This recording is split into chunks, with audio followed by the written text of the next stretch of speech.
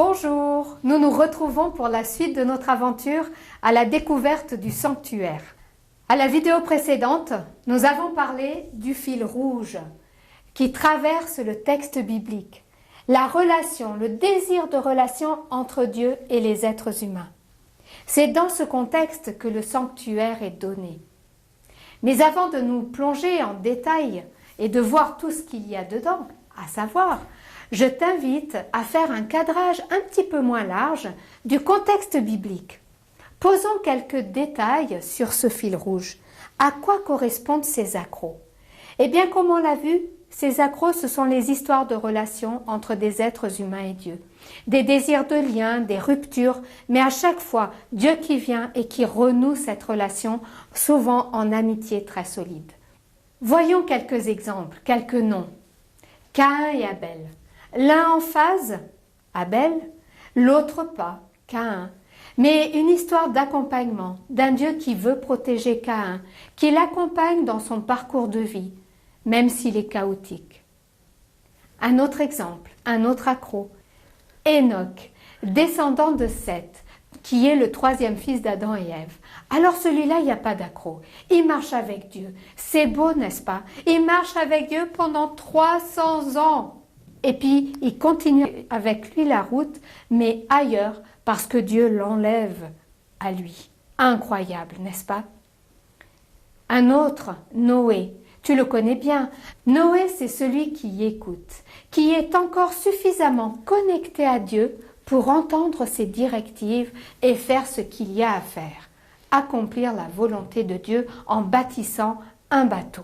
Pour lui, pour ceux qui voudront bien le suivre dans ce bateau et lui faire confiance à lui et à Dieu. Un autre exemple, Abraham, devenu Abraham, celui qui fait confiance au Seigneur, celui qui fait alliance avec lui, celui qui va devenir le père d'une multitude, celui qui intercède, qui prie pour sauver des vies, celui qui est appelé ami de Dieu. Et puis il y a Jacob, qui deviendra Israël. Un parcours de vie chaotique, de baroudeur, un sacré trompeur et magouilleur, jusqu'au jour où, tremblant de peur face à son frère trompé, et dont il avait fui la colère bien des années auparavant, Jacob se bat contre un inconnu une nuit durant, jusqu'à l'aurore. Et celui-ci le bénit. De trompeur, il va devenir Israël, celui qui combat avec Dieu. Jacob a 12 garçons, mais Joseph et Benjamin, les deux derniers, sont ses préférés. Joseph est un petit surdoué. Gâté par son père, il attire la jalousie de ses frères aînés. Au point que ceux-ci veulent le tuer. Alors, sauvé de justesse par l'un d'eux, plutôt que de le tuer, il décide de le vendre comme esclave à une colonie qui passe. Joseph sera acheté par un riche Égyptien. Trop intègre, il est trompé et jeté en prison. Il va y passer de longues années. Mais comme toujours, on remarque son intelligence, son sens de l'organisation, de l'administration. On lui donne même des responsabilités. T'imagines? Là, au fond de la prison, Joseph va aider de nombreuses personnes, dont 2 prisonniers, qui font des rêves tout à fait terribles, qui les agitent, qui les angoissent. Il va leur expliquer le rêve et celui-ci va se réaliser.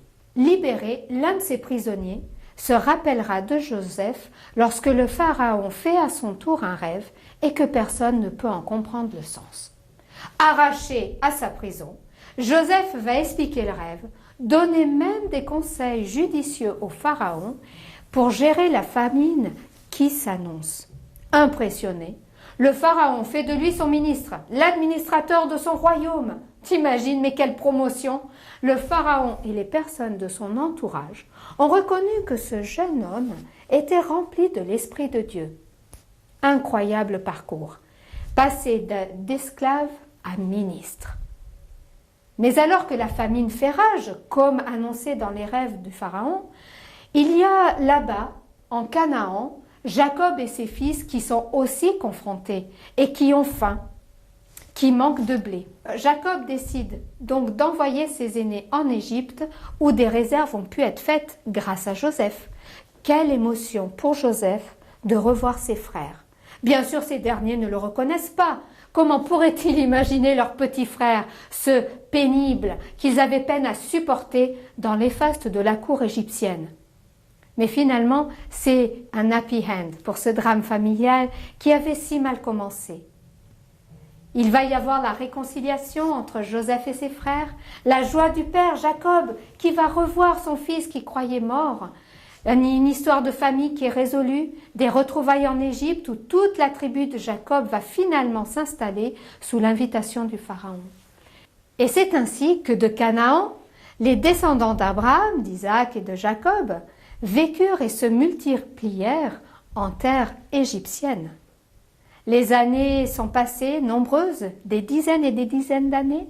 La vie faisant, les descendants d'Abraham, d'Isaac et de Jacob devinrent nombreux, si nombreux que le nouveau Pharaon prit peur.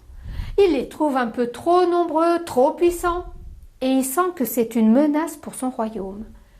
Et c'est ainsi qu'il va s'acharner sur eux. Il va petit à petit les traiter comme des esclaves. Il va leur donner des travaux de plus en plus pénibles pour construire toutes les belles pyramides et les temples. Il va leur donner le travail des champs et tout cela avec beaucoup de violence de la part des Égyptiens. Il menace même les nouveau-nés jusqu'à la mort. Cette situation devient intenable au point que le peuple d'Israël appelle à Dieu. « Au secours, viens nous sauver, la situation n'est plus tenable. » Quelle situation terrible! On peut imaginer ces gens confrontés à des travaux pénibles, confrontés à beaucoup de violence, confrontés à la peur et attendant le secours de Dieu. Eh bien là aussi c'est un point important pour comprendre le sanctuaire. Parce que le Dieu qui va apparaître pour venir sauver tous ces enfants ici en Égypte, les libérer de cet esclavage, eh bien ce Dieu-là, c'est le Dieu qui se révèle dans le sanctuaire. On a vu dans ce fil rouge que Dieu veut rester en relation avec les hommes. Mais cette relation, il est prêt à tout pour la maintenir, même à aller libérer un peuple des griffes de l'esclavage. Il n'aura pas peur de se confronter au Pharaon. Alors, pour connaître la suite de l'histoire, pour voir comment Dieu va agir dans cette libération, je te donne rendez-vous pour la prochaine rencontre que nous aurons. Et nous faisons un pas de plus encore vers le sanctuaire. À bientôt!